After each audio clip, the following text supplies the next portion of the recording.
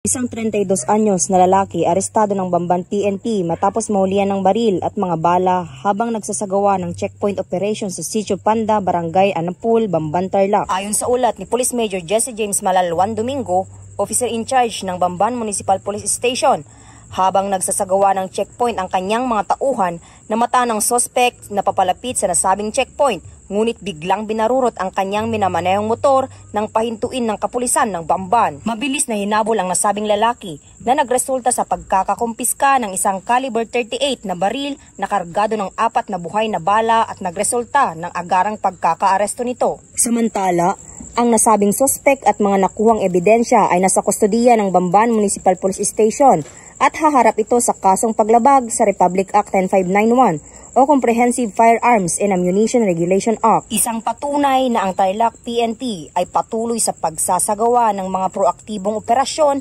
upang tuluyan ng madakip ang mga taong nagkasala sa batas para sa hinahangad na maunlad at mapayapang bagong Pilipinas. Mula dito sa Tarlac Police Provincial Office, ako ang inyong PNN correspondent, Patrolwoman Maria Ella Garcia, alagad ng batas, tagataguyod ng balitang pulis.